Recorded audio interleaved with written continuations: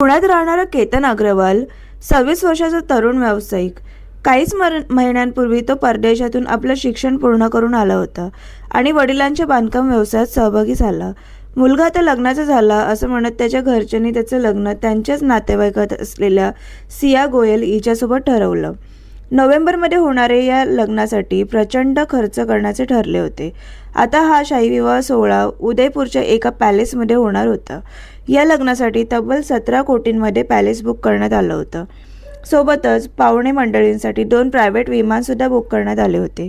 मात्र सियाला हे लग्न मान्य नव्हतं. केतन अग्रवाल यांचे वडील विशाल अग्रवाल 26 वर्षीय केतनचे कुटुंब पुण्यात चांगले ओळखले जाते. त्यांचा रिअल इस्टेट व्यवसाय आहे. केतन या कंपनीचा डायरेक्टर होता. त्यांचे कुटुंब पिंपरी चिंचवड येथील लोधा बेलमुंडो भागात राहते. केतन अग्रवाल कुटुंबाची एकूण संपत्ती म्हटल्यास 600 कोटी रुपयांपेक्षा जास्त असल्याचे सांगितले जाते. ते बांधकाम क्षेत्रातील एक नावाजलेले कुटुंब आहे. केतन कायम उत्साही, ट्रेकिंग आवडणारा आणि लग्नासंबंधी उत्साही युवक होता. कुटुंबियांच्या मते तो सियावर खूप प्रेम करत होता आणि भविष्याची स्वप्ने सुद्धा रंगवत होता. 20 वर्षीय सिया गोयलचे कुटुंब पुण्यातील बिबवेवाडी येथे राहते. केतन आणि सियाचा साखरपुडा याच वर्षी फेब्रुवारी 2026 मध्ये झाला होता. सिया केतनशी लग्न करू इच्छित नव्हती, तरी कुटुंबियांच्या दबावामुळे किंवा इतर कारणांमुळे ती पुढे जात होती. मात्र तिने कधी आपल्या चेहऱ्यावर हे भाव दाखवले नाही की तिला केतनशी लग्न करायचे नाहीये. केतन अग्रवालच्या हत्येची बातमी सोशल मीडियावर पसरताच लोकांनी सिया गोयलची तुलना सोनम रघुवंशीशी केली. सोनमनेही आपल्या नवऱ्याला हनीमूनला गेल्यावर प्रियकरासोबत मिळून मारले होते.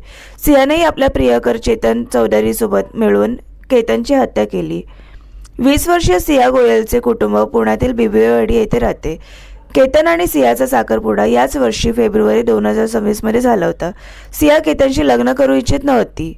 लोक आता प्रश्न विचारत आहेत की पुण्यातील केतन अग्रवाल अतिशय श्रीमंत, देखणा आणि सियावर प्रचंड प्रेम करणारा होता. मग सियाने असा भयंकर निर्णय का घेतला?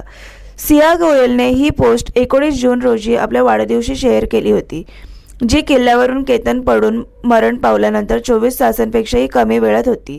त्यावेळी पोलिसांनी याला अपघात म्हटले. पोलिसांचे म्हणणे होते की केतन सिया आणि तिच्या मित्रांसोबत ट्रेकिंग करत असताना जोरदार वाऱ्यामध्ये फोटो काढताना सुमारे 400 फूट खोल दरीत पडला.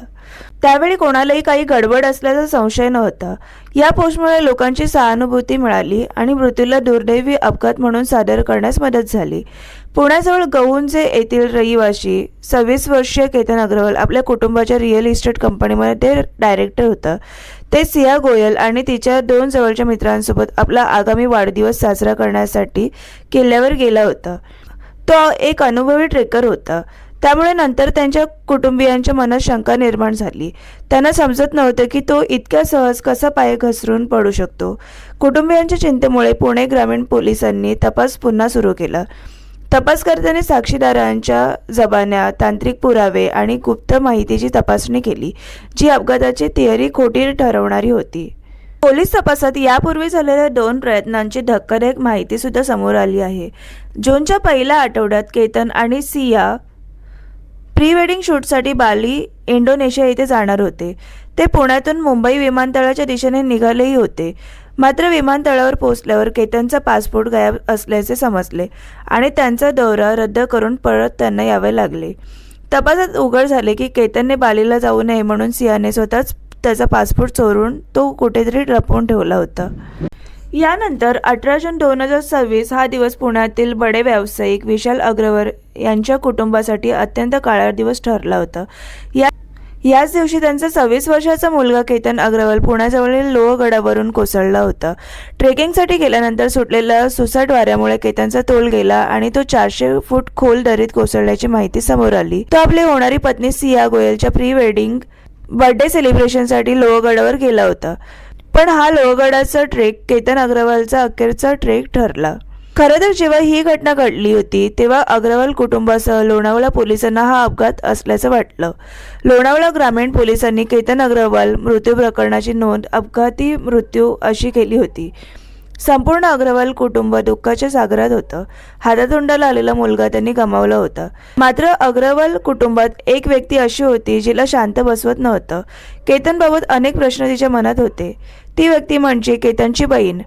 आपल्या भावासोबत लोहगडावर नेमकं काय घडलं, तो कसा पडला, त्याला वाचवता आलं असतं का, असे अनेक प्रश्न केतनच्या बहिणीला पडले होते. केतनवर अंत्यसंस्कार झाल्यानंतर 4 दिवसांनी सिया गोयल अग्रवाल कुटुंबियांच्या घरी गेली होती. ती केतनच्या कुटुंबियांचं सांत्वन करायला गेली होती. मात्र हीच संधी केतनच्या बहिणीने साधली.